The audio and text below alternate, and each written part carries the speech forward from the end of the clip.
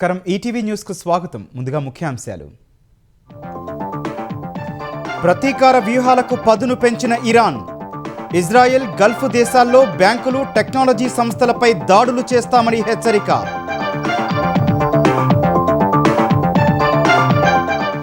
Hormuz జలసంధిలో చమురు నౌకలపై Iran దాడులు.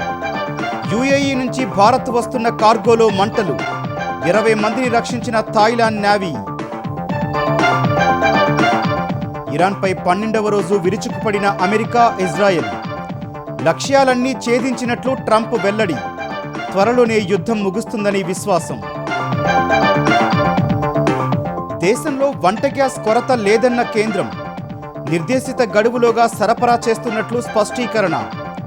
వదంతులతో ముందస్తు బుకింగ్స్ వద్దని హితవు.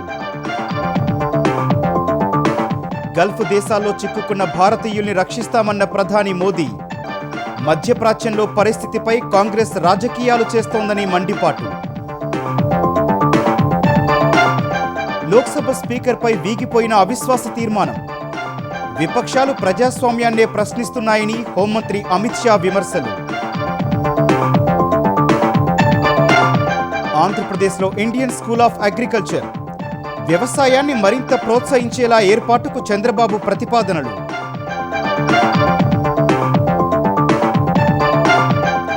కడియం దానంపై అనర్హత పిటిషన్లను తోసిపుచ్చిన స్పీకర్.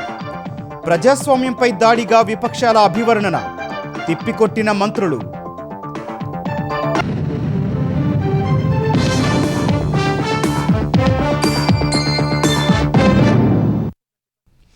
ఇజ్రాయెల్, గల్ఫ్ దేశాల్లోని అమెరికా స్థావరాలపై ప్రతీకార దాడులు చేస్తూ చమురు ధరలకు ఆజ్యం పోసిన ఇరాన్ ఇప్పుడు టెక్ సంస్థలను లక్ష్యంగా చేసుకోనుంది. సాంకేతిక పరిజ్ఞానంతో యుద్ధంలో ఇజ్రాయెల్కు సహకరిస్తున్నాయనే కారణంతో మధ్యప్రాచ్యంలో ఉన్న గూగుల్, మైక్రోసాఫ్ట్ వంటి దిగ్గజ సంస్థల మౌలిక వస్తువులను ధ్వంసం చేయాలని నిర్ణయించింది. ఇకపై గల్ఫ్ దేశాల్లో బ్యాంకులు, ఆర్థిక సంస్థలపై గురిపెట్టనున్నట్లు ఇస్లామిక్ రెవల్యూషనరీ గార్డ్స్ ప్రకటించింది. ఇజ్రాయెల్ లక్ష్యంగా ఇరాన్ క్షిపణులతో విరుచుకుపడింది. టెల్అవీవ్లో ఒక ప్రాంతాన్ని క్షిపణి తాకినట్లు సమాచారం. ఇజ్రాయెల్ ఛానల్ 12 కథనం ప్రకారం సెంట్రల్ ఇజ్రాయెల్ అంతటా ప్రమాద హెచ్చరిక సైరన్లు మోగాయి. బీర్ యాకూబ్, పశ్చిమ జెరూసలేం, హైఫాలోని సైనిక ప్రాంతాలను ఇరాన్ లక్ష్యంగా చేసుకుంది. ఇజ్రాయెల్, అమెరికా బేస్లపై 37వ విడత దాడులు నిర్వహించినట్లు ఇరాన్ రెవల్యూషనరీ గార్డ్స్ ప్రకటించింది. ఖోరం షహర్ అనే సూపర్ క్షిపణులతో 3 గంటల పాటు నిరంతరాయంగా దాడులు చేసినట్లు తెలిపింది. శత్రువు పూర్తిగా లొంగిపోయే వరకు తమ దాడులు ఆగవని ఐఆర్జీసీ స్పష్టం చేసింది. ఇకపై మధ్యప్రాచ్య దేశాల్లోని బ్యాంకులు, టెక్నాలజీ సంస్థలే లక్ష్యంగా దాడులు చేస్తామని ప్రకటించింది. ఇజ్రాయెల్, గల్ఫ్ దేశాల్లో ఉన్న గూగుల్, మైక్రోసాఫ్ట్, ఐబీఎం, ఎన్వీడియా వంటి టెక్ దిగ్గజ సంస్థల కార్యాలయాలు, క్లౌడ్ బేస్డ్ సర్వర్లను లక్ష్యం చేసుకోనున్నట్లు ఐఆర్జీసీ అనుబంధ మీడియా తస్నిం తెలిపింది. ఆయా టెక్ సంస్థల సాంకేతికతను ఉపయోగించుకుని ఇజ్రాయెల్ తమపై దాడి చేస్తోందని ఐఆర్జీసీ చెప్పినట్లు తస్నిం పేర్కొంది.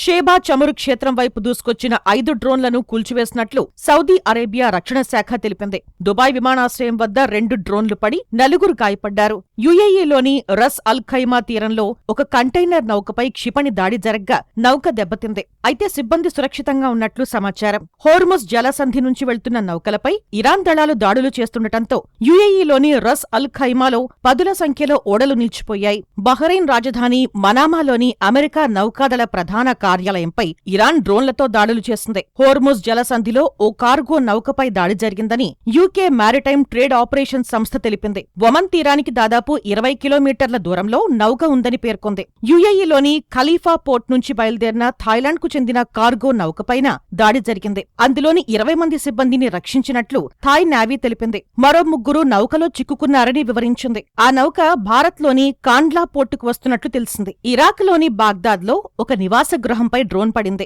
అర్బిల్ విమానాశ్రయం సమీపంలోని అమెరికా సైనిక కేంద్రాన్ని లక్ష్యంగా చేసుకున్న డ్రోన్ను ఇరాక్ సైన్యం కూల్చివేసింది. తమపై జరిగిన క్షిపణి దాడిని సైన్యం అడ్డుకుందని ఖతార్ తెలిపింది. దేశంలో భద్రతా ముప్పు పెరిగినందున ప్రజలెవరూ ఇళ్ల నుంచి బయటకు రావద్దని హెచ్చరించింది. హోర్ముజ్ జలసంధిలో నౌకల రాకపోకలను అడ్డుకుంటామన్న ఇరాన్ హెచ్చరికల్ని ఖతార్ ఖండించింది. ఇది ప్రపంచ ఇంధన సరఫరాకు అత్యంత ప్రమాదకరమని ఖతార్ మంత్రి Mohammed bin Abdul Aziz Al Khulaifi విమర్శించారు. ఇరాన్పై 12వ రోజు ఇజ్రాయెల్ అమెరికా దాడులు కొనసాగుతున్నాయి. టెహ్రాన్ సహా కీలక నగరాల్లో ఆయుధ వ్యవస్థలు, కమాండ్ సెంటర్లపై బాంబుల వర్షం కురిపించాయి. ఇరాన్ బాలిస్టిక్ క్షిపణి, డ్రోన్ దాడులు గణనీయంగా తగ్గాయని యుఎస్ సెంట్రల్ కమాండ్ తెలిపింది. మరోవైపు ఇజ్రాయెల్, అమెరికా 20,000 పౌర ప్రదేశాల్లో దాడులు చేశాయని ఆరోపించిన ఇరాన్ ప్రతీకారం తీర్చుకుంటామని హెచ్చరించింది. ఇరాన్పై ఇజ్రాయిల్, అమెరికా సంయుక్త దాడులు కొనసాగుతున్నాయి. ఇరాన్ రాజధాని టెహ్రాన్లోని మెహరాబాద్ విమానాశ్రయం సమీపంలో గత అర్ధరాత్రి భారీ పేలుళ్లు సంభవించాయి. విమానాశ్రయం చుట్టుపక్కల భారీగా పొగలు వ్యాపించాయి. టెహ్రాన్లోని రెసాలత్ స్క్వేర్ సమీపంలో అమెరికా, ఇజ్రాయెల్ జరిపిన దాడుల అనంతరం శిథిలాలను తొలగించి మృతదేహాలను వెలికితీసినట్లు ఇరాన్ రెడ్ క్రెసెంట్ తెలిపింది. ఈ ప్రాంతంలో కనీసం 6 మరణించినట్లు ధృవీకరించింది. అమెరికా, ఇజ్రాయెల్ దాడుల్లో ఇప్పటి వరకు 20,000 పౌర నివాసాలు దెబ్బతిన్నాయని రెడ్ క్రెసెంట్ సొసైటీ వెల్లడించింది. టెహ్రాన్లోని ఒక బ్యాంకు భవనాన్ని లక్ష్యంగా చేసుకుని ఇజ్రాయెల్ జరిపిన వైమానిక దాడిలో ఒక బ్యాంకు ఉద్యోగి మరణించినట్లు అక్కడి మీడియా సంస్థలు తెలిపాయి. తబ్రీజ్ నగరంలో 3 మృతి చెందగా 4 గాయపడ్డారని ఐఆర్జీసీ అనుబంధ మీడియా తస్నిం తెలిపింది. ఉదయం కెర్మాన్లో అమెరికా, ఇజ్రాయెల్కు చెందిన ఒక డ్రోన్ను కూల్చివేసినట్లు ఇరాన్ అధికారులు తెలిపారు. గత 11 రోజుల్లో 1300 మంది పౌరులు మృతి చెందినట్లు ఇరాన్ ఆరోగ్య శాఖ ప్రకటించింది. 15,000 మంది గాయపడినట్లు తెలిపింది. వారిలో 1682 మంది బాధితులకు చికిత్స జరుగుతోందని వివరించింది. నివాస ప్రాంతాలపై అమెరికా, ఇజ్రాయెల్ దాడులకు బదులు తీర్చుకుంటామని ఇరాన్ సాయుధ దళాల ప్రతినిధి అబోల్ ఫజల్ షేకర్జీ హెచ్చరించారు.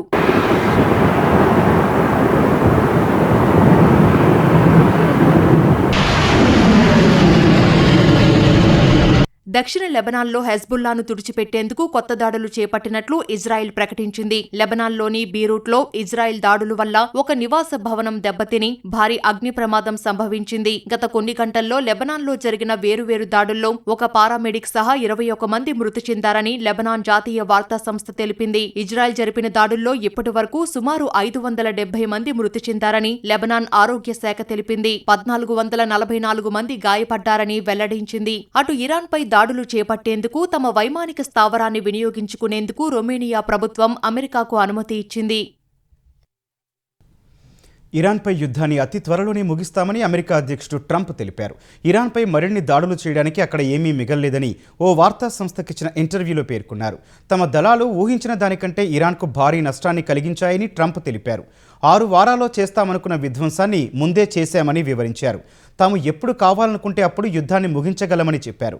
ఇరాన్పై యుద్ధం విషయంలో అమెరికన్లు వ్యతిరేకంగా ఉన్నట్లు పలు సర్వేల్లో వెల్లడైంది. దీంతో త్వరలో జరగనున్న ప్రైమరీ ఎన్నికల్లో తమ పార్టీకి ఓటమి తప్పదనే భయంతో ట్రంప్ తన స్వరాన్ని మార్చినట్లు నిపుణులు చెబుతున్నారు.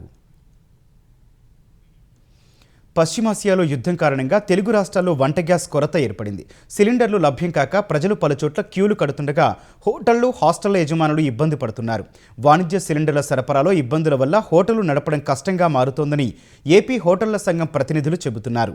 గుంటూరులోనూ సమస్య ఎక్కువ ఉందని, వేల మందికి ఉపాధి అవకాశాలు దెబ్బతినే ప్రమాదముందని ఆందోళన వ్యక్తం చేస్తున్నారు. సరిపడా గ్యాస్ సరఫరా చేయాలని విశాఖలో వామపక్షాలు, మహిళా సంఘాలు నిరసన తెలిపాయి. వంట గ్యాస్ కొరత సహా సిలిండర్ ధరలు నిరసిస్తూ హైదరాబాద్లో ట్యాంక్ బండ్ వద్ద అంబేద్కర్ విగ్రహం ముందు ఆమ్ ఆద్మీ పార్టీ నేతలు కట్టెల పొయ్యిపై వంట చేశారు. గ్యాస్ కొరత చాలా ఆందోళనకరంగా ఉందని వరంగల్, నల్గొండ జిల్లాలోని పలు హోటళ్ల యజమానులు ఆవేదన వ్యక్తం చేశారు. ఇది ఇలానే కొనసాగితే వ్యాపారాలు చేయడం కష్టమవుతుందని పేర్కొన్నారు. దేశంలో గృహ వినియోగ ఎల్పీజీ సిలిండర్ సరఫరాకు ఎలాంటి ఢోకా లేదని, ప్రజలెవరూ ఆందోళన చెందవద్దని కేంద్ర ప్రభుత్వం స్పష్టం చేసింది. పశ్చిమాసియాలో ఉద్రిక్తతలు కొనసాగుతోన్న వేళ వంట గ్యాస్ సిలిండర్లకు కొరత ఏర్పడుతుందన్న వదంతులను కేంద్ర చమురు మంత్రిత్వ శాఖ తోసిపుచ్చింది. ప్రజలెవరూ ముందస్తుగా గ్యాస్ సిలిండర్లను బుక్ చేసుకోవాల్సిన అవసరం లేదని వెల్లడించింది. సాధారణ డెలివరీ సమయమైన 2.5 రోజుల్లోనే వినియోగదారులకు సిలిండర్లు అందుతున్నాయని తెలిపింది.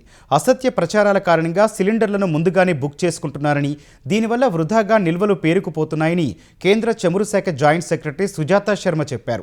ప్రభుత్వం తీసుకున్న చర్యల వల్ల దేశంలో ఎల్పీజీ ఉత్పత్తి 25% పెరిగిందని, కొరత తలెత్తే ప్రసక్తే లేదని భరోసా ఇచ్చారు. గ్యాస్ సిలిండర్లను అక్రమంగా నిల్వ చేయడం, బ్లాక్ మార్కెటింగ్కు తరలించడం వంటివి జరగకుండా ముందస్తు చర్యలు తీసుకోవాలని అన్ని రాష్ట్ర ప్రభుత్వాలను కేంద్రం ఆదేశించినట్లు తెలిపారు. యుద్ధం కారణంగా దేశ చమురు సరఫరాకు ఎలాంటి ముప్పు లేదని సుజాత స్పష్టం చేశారు. పశ్చిమాసియాలో చిక్కుకున్న భారతీయులను సురక్షితంగా స్వదేశానికి తీసుకొచ్చే బాధ్యత కేంద్ర ప్రభుత్వానిదేనని ప్రధాని నరేంద్ర మోదీ చెప్పారు. ఆయా దేశాల్లోని భారత రాయబార కార్యాలయాలు బాధితులతో నిరంతరం సంప్రదింపులు చేస్తూ వారికి సాయం చేస్తున్నాయని వెల్లడించారు. కేరళలో పర్యటించిన ప్రధాని ఎర్నాకులంలో 10,000 కోట్ల విలువైన అభివృద్ధి పనులకు శ్రీకారం చుట్టారు. కొచ్చి రిఫైనరీలో 5,500 కోట్లతో నిర్మించనున్న పాలీ ప్రొఫైలింగ్ యూనిట్కు ప్రధాని శంకుస్థాపన చేశారు. అనంతరం అక్కడ సభలో మాట్లాడిన ప్రధాని మధ్యప్రాచ్యంలో చిక్కుకుపోయిన భారతీయుల భద్రతకు తమ ప్రభుత్వం అధిక ప్రాధాన్యం ఇస్తుందన్నారు. ఇదే సమయంలో పశ్చిమాసియాలో ఉద్రిక్తతలపై కాంగ్రెస్ రాజకీయం చేస్తోందని దుయ్యబట్టారు. సంక్షోభంలో చిక్కుకున్న భారతీయులను తమ ప్రభుత్వం ఎప్పుడూ విడిచిపెట్టబోదని ప్రధాని స్పష్టం చేశారు. गल्फ के हमारे सभी मित्र देशों की सरकारें भी हमारे देश के नागरिकों का पूरा ध्यान रख रही है. मैं उन सभी सरकारों का भी आभारी हूं. वहां हर देश में जो हमारी एम्बेसीज है, हमारे मिशन है, वे 24/7 उनकी मदद कर रहे हैं. लेकिन साथियों, ये बहुत बड़ा दुर्भाग्य है कि कांग्रेस पार्टी इतने बड़े वैश्विक संकट में भी राजनीति ढूंढ रही है. हमारे लोग वहां संकट में फंस जाए और फिर ये लोग मोदी को गालियां देने का, रील बनाने का अभियान शुरू कर सके. అమెరికా చమురు శుద్ధి రంగంలో భారత వ్యాపారవేత్త ముఖేష్ అంబానీకి చెందిన రిలయన్స్ ఇండస్ట్రీస్ లిమిటెడ్ RIL భారీ పెట్టుబడులు పెట్టనున్నట్లు అధ్యక్షుడు డొనాల్డ్ ట్రంప్ ప్రకటించారు. గత 50 ఏళ్లలోనే తొలిసారి నూతన ఆయిల్ రిఫైనరీని అమెరికా ఫస్ట్ రిఫైనింగ్ సంస్థ AFR ప్రారంభిస్తున్నట్టు తన సొంత సామాజిక మాధ్యమం ట్రూత్ సోషల్లో పోస్ట్ చేశారు. టెక్సాస్లోని బ్రౌన్స్ విల్లేలో ప్రారంభించే కొత్త ఆయిల్ రిఫైనరీ కోసం 27 లక్షల కోట్ల రూపాయల చరిత్రాత్మక ఒప్పందం కుదిరినట్టు ట్రంప్ తెలిపారు. ఇది అమెరికా చరిత్రలోనే అతిపెద్దదన్న ట్రంప్ అమెరికన్ కార్మికులకు ఇంధన రంగానికి దక్షిణ టెక్సాస్ ప్రజలకు ఇది భారీ విజయమని పేర్కొన్నారు. ఇంత భారీ పెట్టుబడిని అందించిన భారతీయ భాగస్వాములు రిలయన్స్ సంస్థకు ధన్యవాదాలు తెలిపారు. ఈ ఒప్పందాన్ని రిలయన్స్ ఇండస్ట్రీస్ ఇంకా ధృవీకరించలేదు. ఫిబ్రవరిలో ఒక ప్రముఖ అంతర్జాతీయ సంస్థ నుంచి 9 అంకెల పెట్టుబడిని అందుకున్నట్లు అమెరికన్ ఫస్ట్ రిఫైనింగ్ సంస్థ AFR పత్రికా ప్రకటన విడుదల చేసింది. అదే అంతర్జాతీయ సంస్థతో 20 ఏళ్ల కాలానికి ఒప్పందం కుదుర్చుకున్నట్లు వెల్లడించింది. 2026 రెండో త్రైమాసికంలో రిఫైనరీ నిర్మాణ పనులను ప్రారంభించాలని యోచిస్తున్నట్లు AFR తెలిపింది. ఆంధ్రప్రదేశ్లో వ్యవసాయ రంగాన్ని మరింత ప్రోత్సహించేలా ఇండియన్ స్కూల్ ఆఫ్ అగ్రికల్చర్ ఏర్పాటు చేద్దామని ముఖ్యమంత్రి చంద్రబాబు ప్రతిపాదించారు. ఈ ఏడాది మే 15 నుంచే వ్యవసాయానికి సాగునీరు అందిస్తామని స్పష్టం చేశారు. పంట కాల్వల పూడికతీత, చెరువుల లింకేజీని అరికట్టడానికి 90 రోజుల యాక్షన్ ప్లాన్ను కలెక్టర్ల సదస్సులో ప్రకటించారు. సమస్యలు పరిష్కారం కావాలంటే కలెక్టర్లు నెలలో కనీసం 8 రోజులు క్షేత్రస్థాయి పర్యటనలకు వెళ్లాల్సిందేనని తేల్చి చెప్పారు. అమరావతి సచివాలయంలో ఆరోసారి కలెక్టర్ల సదస్సు నిర్వహించిన సీఎం చంద్రబాబు అధికార యంత్రాంగానికి పలు అంశాలపై దిశానిర్దేశం చేశారు. ఏప్రిల్ 1 నుంచి జూన్ చివరి వరకు 90 రోజుల పాటు నీటి సంరక్షణ చర్యలు చేపట్టాలని ఆదేశించారు. ఈ నెల 13న కేంద్రంతో పాటు అన్నదాత సుఖీభవ 3వ విడత నిధులు విడుదల చేస్తున్నట్లు ప్రకటించారు. ఇదే సమయంలో ఐటీ, క్వాంటం, AI వంటి ఆధునిక టెక్నాలజీ ల్యాబ్ల తరహాలోనే వ్యవసాయానికి ఊతమిచ్చే వ్యవస్థలు ఏర్పాటు చేయాల్సిన అవసరం ఉందన్నారు. ఈ సందర్భంగా ఆర్థిక మంత్రి కేశవ్ ప్రతిపాదించిన అంతర్జాతీయ స్థాయి అగ్రికల్చర్ స్కూల్ ఏర్పాటు ఆలోచనను సీఎం ప్రశంసించారు.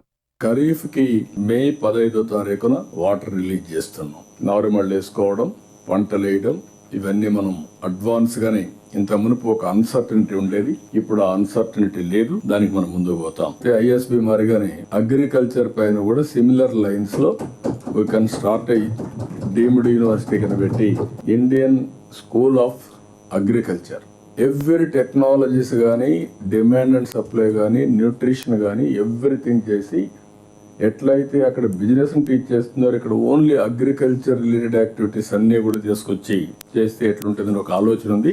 అది బాగుంటుంది, దాన్ని కూడా తీసుకెళ్తాం. ఉగాది కానుకగా 2.5 లక్షల మంది లబ్ధిదారులకు సామూహిక గృహప్రవేశాలు చేయిస్తామని ప్రకటించిన చంద్రబాబు జూన్లో మరికొన్ని ఇళ్లు అందిస్తామన్నారు. 2027 నాటికి ఏపీలో భూ వివాదాలన్నీ పరిష్కరించాల్సిందేనని తేల్చి చెప్పారు. 2027 మాక్సిమం మార్చ్, నో ఎగ్జంప్షన్. ఎక్కడ కూడా భూ వివాదాలు లేని రాష్ట్రంగా తయారు చేస్తాం. No compromise on that. అందుకే నేను ఎవ్రీ మంత్ 9th ఒక ప్రోగ్రామ్ పెట్టుకున్నాను. ఆ మంత్ లో చేసినట్టన్నీ కూడా కంప్లీట్ చేయమన్నా. ల్యాండ్ ఇష్యూస్ పోతే 70% ఆఫ్ డిస్ప్యూట్స్ తగ్గిపోతాయి. అమాంగ్ ఫార్మర్స్ కానీ, బ్రదర్స్ లో కానీ, ఫ్యామిలీ మెంబర్స్ కానీ అందరిని ఎడ్యుకేట్ చేద్దాం. ఫైనల్ గా ఎక్కడ కూడా భూ వివాదాలు లేకుండా చేయడం మన బాధ్యత. ఏపీలో ఇటీవల జరిగిన విషాద ఘటనలపై సీఎం ఆవేదన వ్యక్తం చేశారు. ప్రభుత్వం బిలినియర్ల కోసం పనిచేయటం లేదని, పేదల కోసం పనిచేస్తోందనే విషయాన్ని ప్రతి ఒక్కరూ గుర్తుంచుకోవాలన్నారు. అధికార యంత్రాంగం మొత్తం క్షేత్రస్థాయికి పోతే తప్ప మనకు వాస్తవాలు తెలియవు. శ్రీకాకుళం డయేరియా, రాజమండ్రి కల్తీ పాలు, కాకినాడ జిల్లాలో బాణసంచా సంఘటనలు, ఈ 3 సంఘటనలు నేను చూసిన తర్వాత చాలా బాధేస్తుంది. అందుకే నేను చెప్తున్నా, ఈరోజు చాలా కఠినంగా ఉంటాం. I want to be very clear, we'll redefine all these things. It cannot happen. Anybody will commit. Failure ఉంటే కన్సర్న్ ఆఫీసర్స్ పైన, ప్రజలు కూడా పిచ్చిగా చేస్తే వాళ్ళపైన కూడా కఠినంగా యాక్షన్లు తీసుకుంటే తప్ప ఏ కొద్ది మంది స్వార్థం కోసం సమాజంలో ఇలాంటి జరగడానికి వీలు లేదు. All collectors minimum 8 days in a month you must be in field. Then only you will have a grip.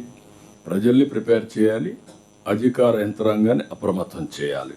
ఏపీకి వస్తున్న పెట్టుబడులన్నీ గ్రౌండ్ అయ్యేలా కలెక్టర్లు వేగంగా నిర్ణయాలు తీసుకోవాలన్న సీఎం మార్చి 23న ఆర్సెలార్ మిత్తల్ స్టీల్ ప్లాంట్ శంకుస్థాపన చేయబోతున్నట్లు ప్రకటించారు. యుద్ధం కారణంగా గుడ్లు, అరటి ధరలు పడిపోతున్న వేళ ప్రత్యామ్నాయ మార్కెట్లపై దృష్టి సారించాలని సూచించారు. అమరావతిలో కలెక్టర్ల సదస్సు జరుగుతున్న సమయంలో సచివాలయానికి కోతవేటు దూరంలో జరిగిన భారీ అగ్ని ప్రమాదం కలకలం రేపింది. వెలగపూడి వద్ద కేబుల్ వైర్లు, పైపులు తగలబడి పెద్ద ఎత్తున మంటలు ఎగిసిపడ్డాయి. రాజధాని నిర్మాణ పనుల్లో భాగంగా విద్యుత్, ఇతర కేబుళ్లన్నీ భూగర్భం నుంచి వెళ్లేలా ప్రణాళిక రచించారు. ఈ పనుల టెండర్ దక్కించుకున్న L&T సంస్థ సీడ్ యాక్సెస్ రహదారి పక్కన భారీగా పైపులు తీసుకొచ్చి N9 జంక్షన్ వద్ద నిల్వ చేసింది. ఈ మధ్యాహ్నం తర్వాత చిన్నగా మొదలైన మంటలు ఒక్కసారిగా పెరిగిపోయాయి. భారీగా నల్లటి పొగ ఆ ప్రాంతాన్ని కమ్మేసింది. వెంటనే రంగంలోకి దిగిన అగ్నిమాపక సిబ్బంది ఫైర్ ఇంజిన్లతో మంటల్ని అదుపు చేశారు. మంటల్లో కాలిపోయిన సామాగ్రి విలువ ₹1 కోటి ఉంటుందని అధికారులు అంచనా వేస్తున్నారు. ఘటనపై హోంమంత్రి అనిత విచారణకు ఆదేశించారు. ప్రమాదవశాత్తు జరిగిందా లేక కుట్రకోణం ఏమైనా ఉందా అనే కోణంలో విచారించాలని పోలీసులకు ఆదేశాలు జారీ చేశారు. ఈ ప్రమాదంపై అనేక అనుమానాలున్నాయని అనిత తెలిపారు. పైపులకు మంటలు సమీప పొలం నుంచి వచ్చాయని L&T ప్రతినిధులు చెబుతున్నారు. గడ్డి పేర్చి నిప్పు పెట్టిన ఆనవాళ్లు కనిపిస్తున్నాయని చెబుతున్నారు. ఎమ్మెల్యేలు దానం నాగేందర్, కడియం శ్రీహరిపై దాఖలైన అనర్హత పిటిషన్లను స్పీకర్ గడ్డం ప్రసాద్ కుమార్ కొట్టివేశారు. ఈ ఇద్దరు పార్టీ మారినట్టు పిటిషనర్లు ఆధారాలు చూపలేకపోయారని తన తీర్పులో స్పీకర్ స్పష్టం చేశారు. బీఆర్ఎస్ నుంచి గెలిచిన 10 మంది ఎమ్మెల్యేలు కాంగ్రెస్లో చేరారని, వారిపై పార్టీ ఫిరాయింపుల చట్టం కింద చర్యలు తీసుకోవాలంటూ బీఆర్ఎస్ స్పీకర్కు ఫిర్యాదు చేసింది. ఈ ఫిర్యాదుపై స్పీకర్ చర్యలు తీసుకోవడం లేదని బీఆర్ఎస్ హైకోర్టును ఆశ్రయించింది. ఆ పిటిషన్లను పరిశీలించిన హైకోర్టు విచారణ జరిపి నిర్ణయం ప్రకటించాలని స్పీకర్కు సూచించింది. ఈ తీర్పుపై బీఆర్ఎస్, బీజేపీ నేతలు సుప్రీంకోర్టును ఆశ్రయించగా 3 నెలల్లో విచారణ పూర్తి చేసి నివేదిక సమర్పించాలని స్పీకర్కు స్పష్టం చేసింది. ఈ మేరకు చర్యలు చేపట్టిన స్పీకర్ 10 మంది ఎమ్మెల్యేలకు నోటీసులు ఇచ్చారు. ఇప్పటికే 8 మందిని విచారించి క్లీన్ చిట్ ఇచ్చిన స్పీకర్ తాజాగా మిగతా 2కి క్లీన్ చిట్ ఇస్తూ తీర్పు వెలువరించారు. ఈ తీర్పును స్వాగతించిన ఇరువురు తమను రాజీనామా చేయాలని అంటున్న మాజీ సీఎం కేసీఆర్ 2014 నుంచి 2023 వరకు ప్రోత్సహించిన ఫిరాయింపులకు క్షమాపణ చెప్పాలని డిమాండ్ చేశారు. బీఆర్ఎస్ పార్టీ ఎమ్మెల్యేలు మాకు వ్యతిరేకంగా వేసిన ఫిరాయింపుల పిటిషనే చట్టబద్ధం కాదు అనేది నా అభిప్రాయం. పార్టీ ఫిరాయింపుల ఆరోపణలు ఎదుర్కొంటున్న 10 మంది పైన పార్టీ పరంగా ఎందుకు పిటిషన్ వేయలేదు అని చెప్పి నేను కేసీఆర్ని అడుగుతున్నాను. మేము బీఆర్ఎస్ పార్టీలోనే ఉన్నాము, బీఆర్ఎస్ నాయకత్వానికి దూరంగా ఉంటున్నాము, నియోజకవర్గ అభివృద్ధి కొరకు కాంగ్రెస్ ప్రభుత్వంతో కలిసి పనిచేస్తున్నామని చాలా స్పష్టంగా చెప్తున్నారు. అయినా మీరు మమ్మల్ని రాజీనామా చేయమని చెప్తున్నారు. కానీ నేను ఒక మాట కేసీఆర్ను సూటిగా అడగదలుచుకున్నాను. 2014 నుంచి 2023 వరకు మీరు ముఖ్యమంత్రిగా ఉన్న సమయంలో ఎన్ని రాజకీయ పార్టీల నుంచి ఎంతమంది ఎమ్మెల్యేలను మీరు పార్టీలోకి తీసుకున్నారు? ఆనాడు మీరు చేసింది నైతికంగా, రాజకీయంగా తప్పని మీరు భావిస్తే తెలంగాణ ప్రజలకు క్షమాపణ చెప్పిన మరుక్షణమే నేను రాజీనామా చేసి ఉప ఎన్నికలు వెళ్ళడానికి సిద్ధంగా ఉన్నాను. ఎమ్మెల్యేలు దానం నాగేందర్, కడియం శ్రీహరికి స్పీకర్ క్లీన్ చిట్ ఇవ్వడంపై ప్రజాస్వామ్యంపై బహిరంగ దాడిగా భావిస్తున్నట్టు బీఆర్ఎస్ కార్యనిర్వాహక అధ్యక్షుడు కేటీఆర్ మండిపడ్డారు. కాంగ్రెస్ బీఫామ్పై ఎంపీగా పోటీ చేసిన వ్యక్తికే క్లీన్ చిట్ ఇవ్వడం అంటే ప్రజా తీర్పును అవమానించడమేనని ఆక్షేపించారు. పార్టీ ఫిరాయింపును ప్రోత్సహిస్తూ స్పీకర్ తీసుకున్న నిర్ణయం ప్రజాస్వామ్య చరిత్రలో చీకటి అధ్యాయమని అభివర్ణించారు. ఇది కేవలం ఒక తీర్పు కాదన్న ఆయన అధికారంలో ఉన్న వారికి అనుకూలంగా రాజ్యాంగ వ్యవస్థను ఉపయోగించారనడానికి ప్రత్యక్ష నిదర్శనమని కేటీఆర్ మండిపడ్డారు. నాకు తెలిసి భారతదేశ చరిత్రలో ఇంత అద్భుతమైన నిర్ణయం ఏ స్పీకర్ గారు తీసుకోలేదు. కాబట్టి వారికి మేము సన్మానం చేసి అభినందనలు తెలియజేద్దాం అనుకుంటున్నాం. మా పార్టీ బీఫామ్ మీద ఎమ్మెల్యే గెలిచిండు, కాంగ్రెస్ బీఫామ్ మీద ఎంపీ కొట్లాడిండు. రెండు కూడా ఎలక్షన్ కమిషన్ వెబ్సైట్లు ఉన్నాయి. ఇక అది కూడా స్పీకర్ గారు రిజెక్ట్ చేసినంటే అందుకే ఆయనకు తప్పకుండా సన్మానానికి ఆయన అర్హుడు. అంటే నిజంగా ఇది ప్రజాస్వామ్యం మీద, రాజ్యాంగం మీద ఇది రాహుల్ గాంధీ చేస్తున్న దాడి. దీన్ని చేయిస్తున్నదే రాహుల్ గాంధీ. మీరే చెప్తారు కదా, యాంటీ డిఫెక్షన్ లాని సమర్థవంతంగా అమలు చేస్తాం, 10 రోజుల్లో ఆటోమేటిక్ డిస్క్వాలిఫికేషన్ చేస్తామని చెప్పారు రాహుల్ గాంధీ గారు. రేవంత్ రెడ్డి గారు ఏం చెప్పారు? పార్టీ మారిన వాళ్ళని రాళ్లతో కొట్టి చంపమన్నాడు. ఎవరిని కొట్టాలా రాళ్లతో? ఎమ్మెల్యేలు కడియం శ్రీహరి, దానం నాగేంద్రపై అనర్హత పిటిషన్లను స్పీకర్ డిస్మిస్ చేయడం దారుణమని కేంద్ర హోంశాఖ సహాయ మంత్రి బండి సంజయ్ అన్నారు. శాసన వ్యవస్థే ఫిరాయింపులను ప్రోత్సహించేలా స్పీకర్ తీర్పిచ్చారని ఆక్షేపించారు. కాంగ్రెస్ కండువా కప్పుకొని ప్రచారం చేసినా పార్టీ ఫిరాయించలేదని చెప్పడం హాస్యాస్పదంగా ఉందన్న బండి సంజయ్ స్పీకర్ తీర్పుపై హైకోర్టుకు వెళ్తామన్నారు. పార్టీ ఫిరాయింపులపై బీఆర్ఎస్, బీజేపీ మాట్లాడడమే విడ్డూరంగా ఉందని తెలంగాణ పంచాయతీరాజ్ శాఖ మంత్రి సీతక్క ధ్వజమెత్తారు. గాంధీభవన్లో పార్టీ ఫిరాయింపుల తీర్పుపై స్పందించిన ఆమె కేటీఆర్ ముందుగా క్షమాపణలు చెప్పి మాట్లాడాలని హితవు పలికారు. బీఆర్ఎస్ హయాంలో కాంగ్రెస్ ఎమ్మెల్యే, ఎమ్మెల్సీలను తీసుకుని మండలి చైర్మన్ పదవిని లాగేసుకున్నారని మండిపడ్డారు. ఫిరాయింపులకు కేసీఆర్ పితామహుడని ఎద్దేవా చేశారు. ఇతర పార్టీలో గెలిచిన తలసాని శ్రీనివాస్ యాదవ్, సబితా ఇంద్రారెడ్డికి నేరుగా మంత్రి పదవి ఇచ్చింది మర్చిపోయారా అంటూ విమర్శలు గుప్పించారు. కేటీఆర్ ఫస్ట్ 2014 నుంచి 20 వరకు అసెంబ్లీలో మీరేం చేసిర్రు? ఫస్ట్ దానికి తెలంగాణ సమాజానికి క్షమాపణ చెప్పండి. మేము ఎవరిని ఎక్కడ తీసుకొని వాళ్ళ మీద ఆజమాయిషి చెలాయించట్లేదు. అభివృద్ధి కోసమే వస్తున్నారు. అభివృద్ధి అంటే నీ గవర్నమెంట్ ఉంటేనేమో అభివృద్ధి కోసం, ఇతర గవర్నమెంట్లు ఉన్నప్పుడు ఇతర పార్టీలలో పోతేనేమో ఏది రాజ్యాంగం కూల్చేయడము, లేకుంటే సిగ్గు చేయడం, అది ఏదేదో మాట్లాడుతుంటారు. మీకు మాట్లాడే అర్హత ఉందా ఫిరాయింపుల మీద నేను అడుగుతున్నా. లోక్సభలో స్పీకర్పై విపక్షాలు ప్రవేశపెట్టిన అవిశ్వాస తీర్మానం వీగిపోయింది. మూజువాణి ఓటుతో తీర్మానం వీగిపోయినట్లు సభాపతి స్థానంలో ఉన్న జగదాంబికా పాల్ ప్రకటించారు. అంతకుముందు లోక్సభలో జరిగిన చర్చకు సమాధానమిచ్చిన హోంమంత్రి అమిత్ షా దేశ ప్రజాస్వామ్యాన్ని విపక్షాలు ప్రశ్నిస్తున్నాయని మండిపడ్డారు. సభాపతి అంకిత భావాన్ని విపక్షాలు ప్రశ్నిస్తున్నాయని విమర్శించారు. పార్లమెంటు నిబంధనలను నెహ్రూ హయాంలోనే రూపొందించారని, వాటిపై చర్చకు సిద్ధమని సవాల్ విసిరారు. లోక్సభ నిబంధనల ప్రకారం స్పీకర్దే తుది నిర్ణయమన్న అమిత్ షా స్పీకర్ ఉద్దేశాలను ఎవరూ తప్పుపట్టాల్సిన అవసరం లేదని స్పష్టం చేశారు. స్పీకర్ విధేయతను అనుమానించడం దురదృష్టకరమని పేర్కొన్నారు. అంతకుముందు స్పీకర్ ఓం బిర్లా తీరుపై లోక్సభలో ప్రతిపక్ష నేత రాహుల్ గాంధీ విమర్శలు గుప్పించారు. ఈ సభ కేవలం ఒక పార్టీకి చెందింది కాదన్న ఆయన యావత్ దేశ ప్రజల ఆకాంక్షలకు ప్రతిరూపమని పేర్కొన్నారు. తనపై పదే పదే స్పీకర్ అసత్య ఆరోపణలు చేస్తున్నారని ఆవేదన వ్యక్తం చేశారు. సభలో మాట్లాడేందుకు ప్రయత్నించిన ప్రతిసారి అడ్డు తగులుతున్నారని మండిపడ్డారు. దేశ ప్రయోజనాల విషయంలో ప్రధాని మోదీ రాజీ పడ్డారని ఆరోపించిన రాహుల్ గతంలో తాను లేవనెత్తిన ప్రశ్నలకు సమాధానాలు చెప్పకుండా అధికార పార్టీ దాటవేత ధోరణి అవలంబిస్తోందని పేర్కొన్నారు. తెలంగాణలో తీవ్ర దుమారం రేగిన ఖమ్మం వెలుగుమట్ల భూదాన్ భూముల నిర్వాసితులకు ప్రభుత్వం ఇళ్ల పట్టాలు, ఇందిరమ్మ ఇళ్లు మంజూరు చేసింది. ఈ మేరకు ఖమ్మం కలెక్టరేట్లో 412 మంది నిర్వాసితులకు ఇళ్ల పట్టాలను డిప్యూటీ సీఎం భట్టి విక్రమార్క, మంత్రులు పొంగులేటి శ్రీనివాసరెడ్డి, తుమ్మల నాగేశ్వరరావు పంపిణీ చేశారు. ఈ సందర్భంగా మాట్లాడిన మంత్రులు వెలుగుమట్ల భూదాన్ భూముల్లో 311 మందికి ఇళ్ల స్థలాలు ఇస్తున్నామని చెప్పారు. మరో 101 మందికి ఇందిరమ్మ ఇళ్లు మంజూరు చేశామని పేర్కొన్నారు. చట్టపరంగా పట్టాలు, వసతులు కల్పించేందుకే ఈ ప్రక్రియ చేపట్టామని స్పష్టం చేశారు. డిసెంబర్ 9లోపు 311 మందికి ఇళ్లు పూర్తి చేసి వారితో గృహప్రవేశం చేయిస్తామన్న మంత్రులు వెలుగుమట్లలో మౌలిక వస్తువులతో పాటు పాఠశాల నిర్మిస్తామని భరోసా ఇచ్చారు. భూదాన్ భూముల పేరిట దందాలకు పాల్పడ్డ దళారుల నుంచి డబ్బు రికవరీ చేసి మళ్లీ పేదలకే ఇప్పించే బాధ్యత తీసుకుంటామని భట్టి విక్రమార్క వెల్లడించారు. పేదల నిస్సహాయతను అడ్డుపెట్టుకుని కొందరు రాజకీయం చేశారన్న ఆయన 10 ఏళ్లు అధికారంలో ఉన్న పార్టీ వెలుగుమట్ల పేదలకు నీరు, విద్యుత్ ఎందుకు ఇవ్వలేదని ప్రశ్నించారు. పశ్చిమాసియాలో యుద్ధం తీవ్ర రూపు దాల్చడం సహా ముడి చమురు ధరలు మళ్లీ పెరిగిన వేళ దేశీయ స్టాక్ మార్కెట్లో భారీ నష్టాలు చవిచూశాయి. గత సెషన్లో 640 పాయింట్లు పెరిగిన సెన్సెక్స్ ఇవాళ 1342 పాయింట్లు పతనమైంది. ఉదయం 78,239 పాయింట్ల వద్ద బీఎస్సీ సూచీ ప్రారంభమైంది. మొదట్లో 78,324 పాయింట్ల గరిష్ట స్థాయి నమోదు చేసింది. అనంతరం ఎఫ్ఐఐల అమ్మకాల ఒత్తిడి సహా బ్యాంకింగ్ రంగ సంస్థల నుంచి మదుపరులు పెద్ద ఎత్తున లాభాల స్వీకరణకు మొగ్గు చూపారు. ఈ క్రమంలో సెన్సెక్స్ 76,759 పాయింట్ల కనిష్ట స్థాయికి పడిపోయింది. చివరకు 76,864 పాయింట్ల వద్ద స్థిరపడింది. జాతీయ స్టాక్ ఎక్స్చేంజ్ సూచీ నిఫ్టీ 395 పాయింట్లు తగ్గి 23,867 పాయింట్ల వద్ద ముగిసింది.